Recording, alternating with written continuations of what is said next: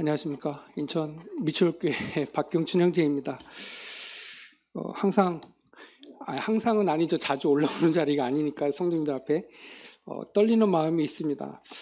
그래도 이렇게 어린 형제가 또 그 마음 가운데 깨달은 말씀을 함께 교제하려고 하는구나라고 이렇게 생각해 주시면 좋을 것 같습니다. 이제 계속 이제 공지되고 또 여러 성도 형제님들께서 아실 텐데요. 저희가 2018년도에 인천 모임에서 이제 분가를 하게 되어서 올해 이제 4년이 이제 넘어가는 시간을 갖고 있습니다. 그때 조금 기회가 되어서 또 여러 사역하시는 형제님들 앞에서 그때 이제 제가 분가를 하면서 마음에 담고 있는 그런 말씀 교제를 나눴던 기억이 있습니다. 그때 이제 제가 인용했던 말씀은 이제 요한복음 10장과 또 21장 이제 이런 말씀들을 교제를 했는데요. 다시금 이번에 이제 교제를 나누기 위해서 그 말씀을 좀 살펴봤습니다.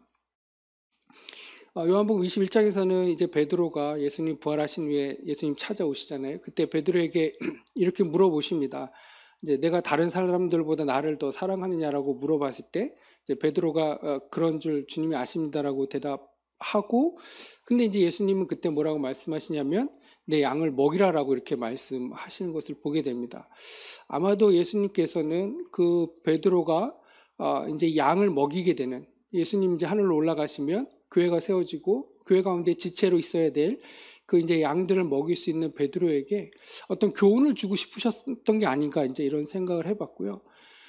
내가 하나님을 사랑합니다라고 고백했을 때 예수님께서 말씀하시기를 내 양을 먹이라라고 이렇게 하시는 말씀을 보면서 우리가 어떤 양들과 함께 교제하고 우리 안에 있는 양들 혹은 우리 밖으로 나가는 양들을 대하는 우리의 마음은 물론 양들을 사랑하는 마음이 있어야 되겠지만 그 이전에 주님은 우리에게 나를 먼저 사랑하는지에 대해서 알고 싶지 않으셨을까라는 생각을 해보게 됩니다. 그래서 우리가 사역을 하든 말씀 교제를 하든 무엇을 하든지 하나님과 나와의 관계가 먼저 잘 정립되는 것이 필요하다는 생각을 해보게 됩니다. 이 관계가 잘 정립되지 않은 상태에서 양들을 돌보게 되면 우리가 조금은 보이는 곳 혹은 외식하는 곳에 마음이 조금 뺏기지 않을까라는 두려운 마음을 이제 갖게 되었던 것이죠. 저희가 이제 존크레 형제님 책자 가지고 분방 공부를 하고 있는데 오늘 7가 공부를 했는데 7가에 이런 내용이 있습니다. 주님 우리에게 주신 여러 가지 어떤 율법과 율례들, 어떤 계명들을 살펴보면 다 보이는 것이지만 한 가지 보이지 않는 것은 하나님과 우리의 관계에 대해서 명령하고 계신 것을 볼 수 있다라고 하고 있습니다. 무슨 말씀이냐면 외형적으로 보이는 것은 내가 하나님을 두려워하지 않아도 사람을 두려워하거나 혹은 그것을 지켜보는 누군가가 두렵기 때문에 신앙생활을 할 수 있다. 그러나 사람이 보지 못하는 내 마음, 하나님만이 볼 수 있는 이 내 마음이 먼저 하나님과 잘 서 있지 아니하면 그 마음을 다스리지 못함으로 인해서 우리는 얼마든지 범죄를 저지를 수 있다라는 이제 그런 교제를 해주셨습니다. 굉장히 교훈이 되는 말씀인 것 같습니다. 율법은 보이는 것을 정죄한다고 한다면 오늘날 신약을 살고 있는 우리에게 있어서 정말 중요한 우리의 죄라고 한다면 하나님과 나와의 이 보이지 않는 관계를 어떻게 잘 설정해 나가느냐가 어떻게 보면 우리가 양을 돌보는 데 있어서의 사역의 가장 큰 중심축이 되지 않을까 이제 이런 생각을 해보게 되었습니다. 요한복음 10장에도 보면 이제 선한 목자라고 이렇게 말씀을 하고 계신데요. 선한 목자는 양들을 위해서 이제 목숨을 버린다라고 이렇게 얘기하고 있습니다. 지금도 중동 지역이나 이런 파키스탄 이런 데서는 아마 그 가정들이 양이 많지 않기 때문에 마을 공동체에서 이제 양들을 모아서 양들을 같이 돌볼 수 있는 그 목자를 이렇게 선정을 한다고 하더라고요. 그러면 뭐 대여섯 명이 이제 청년들이 지원을 해서 이제 거기서 제일 우리 양들을 다른 양들을 돌볼 수 있는 그 이제 목자를 테스트를 해서 이제 선정을 한다고 하는데요. 그 목자들이 이제 얘기를 하겠죠. 임금을 받아야 되니까 저는 어디에 푸른 초원이 있는지 잘 압니다라고 이제 얘기하고 또 저는 어디에 늑대들이 있는지 잘 압니다. 뭐 이런 식으로 이제 인터뷰를 한 것 같아요. 근데 최종적으로 어떤 목자가 선정이 됐냐면 우통을 벗고 많은 상처를 가지고 있었던 목자가 선정이 되었다고 합니다. 왜 그런지 당연히 아시겠죠. 왜냐하면 그 상처들은 늑대와 곰과 양들을 보호하기 위해서 싸웠던 그 목자의 흔적이기 때문에 이제 그러한 몸에 상처가 많았던, 실제로 양을 돌보기 위해서 야수들과 싸웠던 그런 목자를 선정을 해서 양들을 맡기는 그런 풍습이 아직도 남아 있다고 합니다. 교훈하는 바가 있다고 생각하는데요. 요한복음 10장에도 선한 목자는 양들을 위해서 목숨을 버리는 것이다. 우리는 그 말씀의 의미를 좀 더 살펴보면 그런 것 같습니다. 양들은 좋은 양도 있고 나쁜 양도 있겠죠. 말을 잘 듣는 양도 있고 말을 듣지 않고 말썽을 부리는 양도 있을 것입니다. 문을 닫아놔도 항상 나가는 양이 있는가 하면 문이 열려 있어도 나가지 않고 우리 안에 있는 양도 있을 것입니다.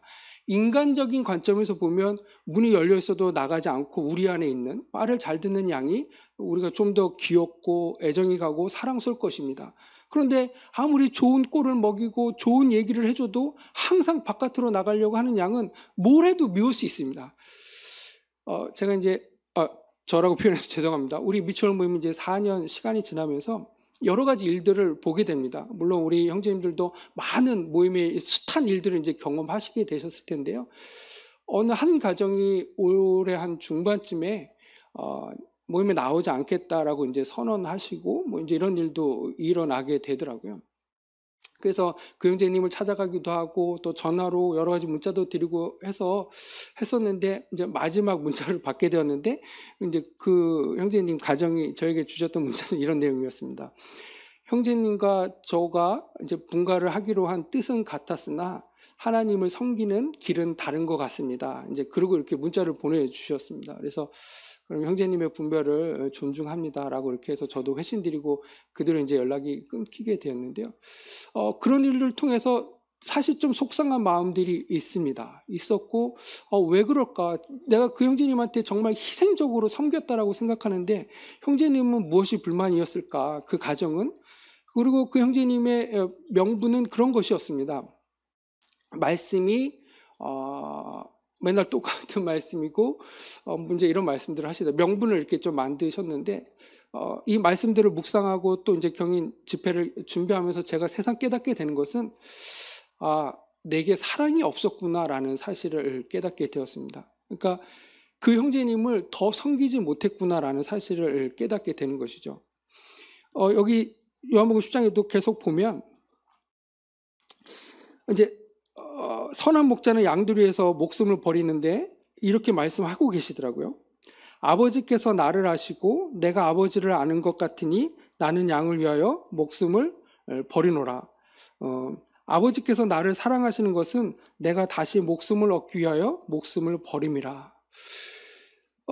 우리 주님이 선한 목자 되셔서 양들을 위해서 목숨을 버리시는데 그렇게 할 수 있었던 그 예수님의 고백은 무엇이냐면 아버지께서 나를 사랑하시는 것은 내가 다시 목숨을 얻기 위하여 목숨을 버린다는 사실을 예수님이 알고 있으셨던 것 같습니다.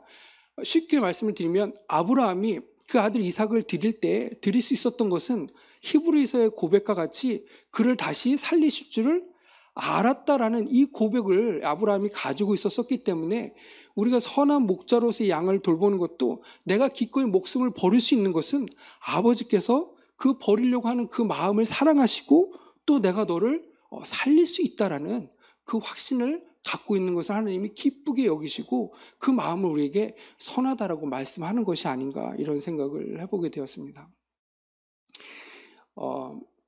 제가 좋아하는 말씀 중에 하나는 이제 빌립보서 말씀인데요.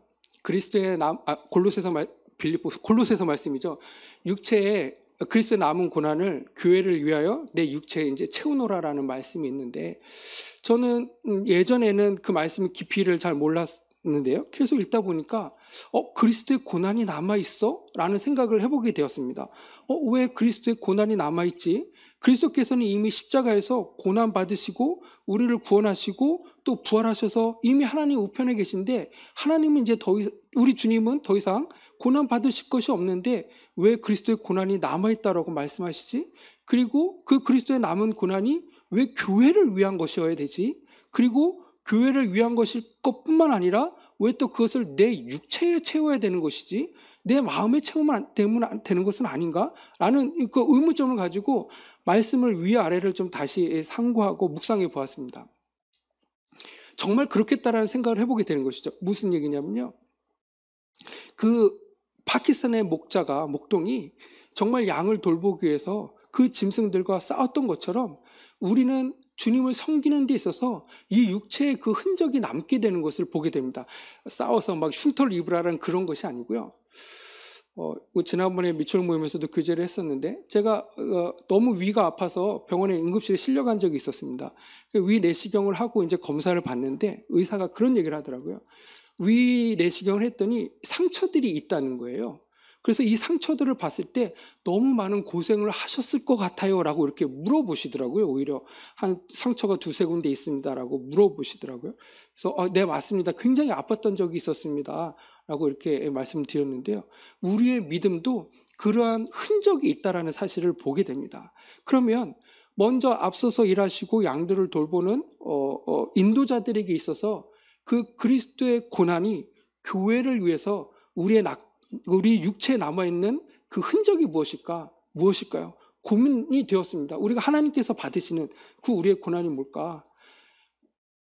그 흔적이 뭘까? 고난이라는 생각이 듭니다. 근데 그 고난이 무엇이냐면 아까 예를 들었던 것처럼 그 형제님이 나가려고 했을 때 내가 얼마나 마음고한데 그 형제를 받기 위해서 기도하고 인내하고 또 고린도전서 말씀처럼 우리가 그리스도를 가르칠 수는 없지만 그리스도의 마음을 가졌노라라고 말씀하시고 다윗도 주님이 그 마음에 합한 자라고 말씀하셨던 것처럼 너희 안에 이 마음을 품으라라고 하셨던 그 마음을 내가 얼마나 품었던가, 그 마음을 품기 위해서 내가 주님과 얼마나 씨름했던가, 이러한 성령님을 통해서 내가 죽기까지 그 마음이 그것이잖아요. 너희 안에 이 마음을 품으라 곧 그리스도 예수의 마음이니 그는 하나님과 동료됨을 취할 것으로 여기지 아니하시고 오히려 자기를 비어 종의 형체를 가져 사람들과 같이 되었고 자기를 낮추셨으니 곧 낮추어 죽기까지 복종하셨으니 곧 십자가에 죽으심이라.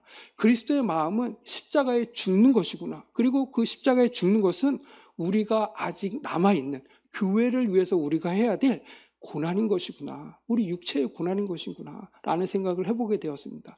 그 가정을 잃어버린 그 아픔이 있지만 그 가정을 얻기 위해서 내가 선한 목자가 되기 위해서 우리 밖을 헤매고 있는 이 성도 가정을 얻기 위해서 내가 받았던 육체의 고난이 무엇이었던가, 내가 외부의 적으로부터 이리와 이 늑대들로부터 그 양을 보호하기 위해서 내가 육체에 가졌던 그 흔적이 무엇일까 생각해보면 주님 앞에서 그렇게 고난받지 않았던 것 같습니다. 제가 하나님과 기도하면서 씨름하지 않았던 것 같습니다. 차라리 알턴이니까 잘 됐다라는 마음도 솔직히 갖고 있지 않았을까라는 생각도 해보게 되는 것이고 되더라고요.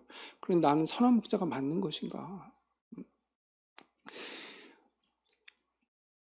고린도전서 말씀 계속 보면 이 말씀을 하시잖아요. 사도 형제님이 십자가의 도가 믿지 않는 자들에게는 미련한 것이지만 믿는 자에게는 하나님의 능력이 된다고 했는데 그 하나님의 능력이 뭘까? 십자가의 도가 우리에게 주고 있는 하나님의 능력이 뭘까?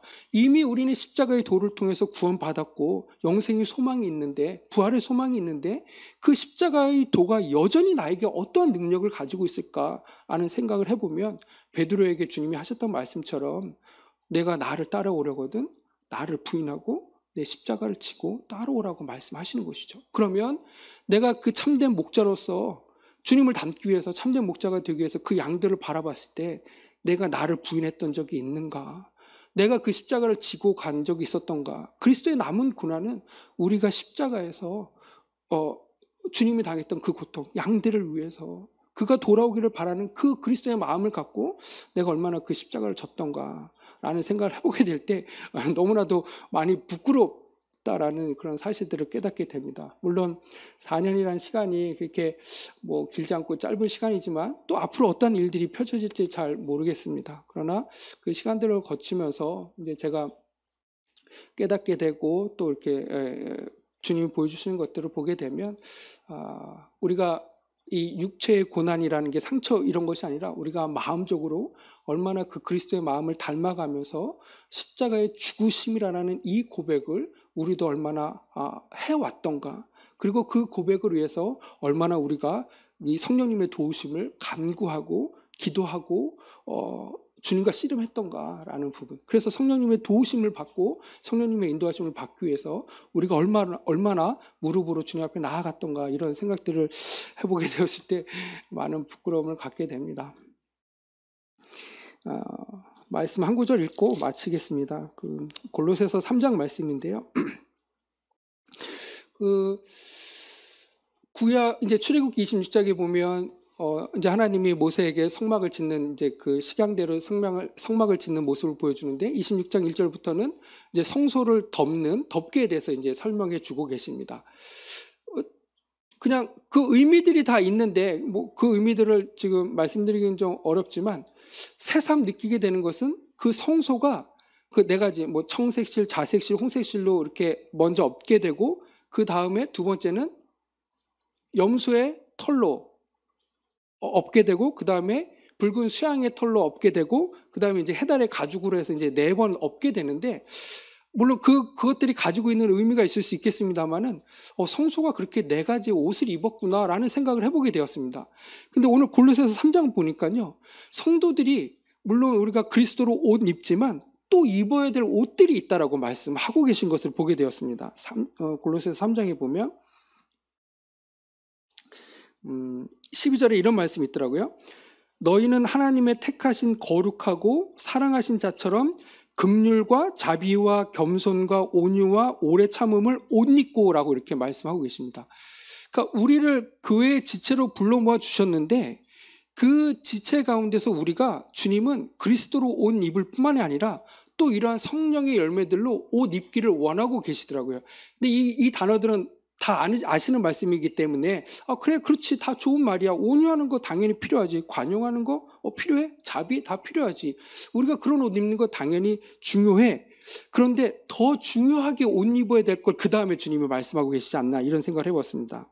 13절 말씀입니다. 근데 더 중요한 옷이 있다는 것이죠.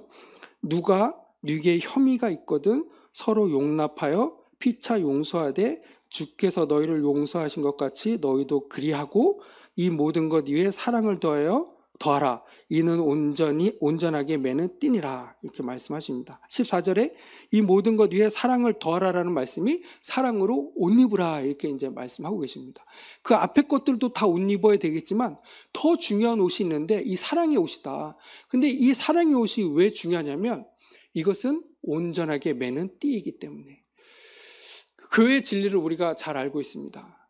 그리스도의 몸입니다. 그리고 몸 가운데 우리를 지체로 불러 모아 주셨습니다. 그리고 그 지체가 마치 성막이 삼겹줄로 혹은 그 끈으로 혹은 그 막대기로 튼튼하게 연결되어 있는 것처럼 이 교회가 정말 온전히 서가고 띠가 흔들리지 않기 하기 위해서는 그 모든 것 위에 우리가 사랑을 더하는 것이 필요하다라는 생각을 해봅니다. 그런데 이 사랑은 어떠한 사랑이냐면요. 누구에게 혐의가 있거든이라고 말씀하고 계시더라고요. 우리는 나에게 말 한마디만 잘못해도 용서하기가 어렵잖아요. 하물며 나와 싸웠던 성도들을 용서해라? 이건 너무나도 어려운 일일 것입니다. 그래서 우리는 흔히 명분을 만들어서 내보낼 수도 있지 않을까라는 생각을 해보게 됩니다. 그러나 그것은 주님의 마음이 아니더라. 주님은 십자가에서 달리실 때 우리가 이뻐서 그러셨겠습니까? 그런 거 아니잖아요.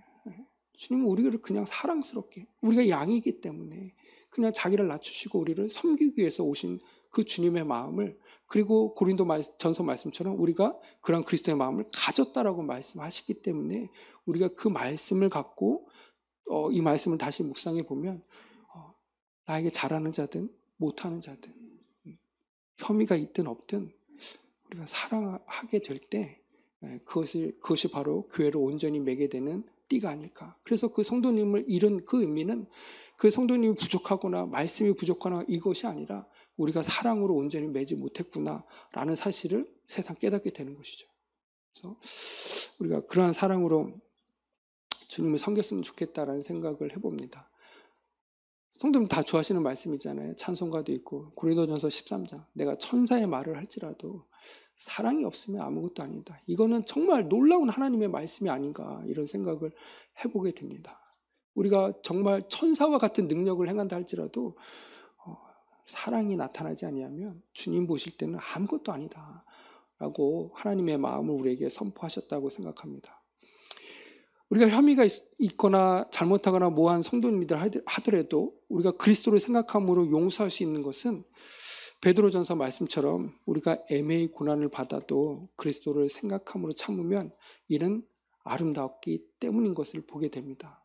정말 애매히 고난 받을 때가 정말 많이 있더라고요. 4년 동안 정말 억울한 경우가 너무 많더라고요. 하지만 주님 앞에 또 성도님들 앞에 변명할 이유가 없는 것을 보게 됩니다. 왜냐하면 성경은 우리에게 분명한 가르침, 메시지를 주고 있기 때문이죠. 주님을 생각함으로 참아. 이것은 아름다운 것이야. 누가 볼 때? 주님이 보실 때. 그리고 그것이 그 뒤에 다음 구절 말씀을 읽어보면 이렇게 말씀하십니다. 그것이 너희를 부른 목적이야 라고 이렇게 말씀하고 계신 것을 보게 됩니다. 그래서 우리 성도님들 다 주님의 부르심을 받으셨잖아요. 저도 그렇고. 그래서 이제 주님 오실 때까지 또 남은 시간들 그러한 부르심에 합당한 삶을 우리가 살았으면 좋겠다. 특별히 하나님의 속성인 이 사랑, 요한일서 말씀도 쭉 읽어보면 얼마나 감동이 됩니까? 사랑을 모르면 하나님을 모르는 것이다 라고 말씀하고 계신 것들을 보게 될 때 다 아시는 말씀이지만 다시금 우리 가운데 이러한 사랑이 넘치기를 바라는 마음으로 좀 짧게 준비했습니다. 감사합니다.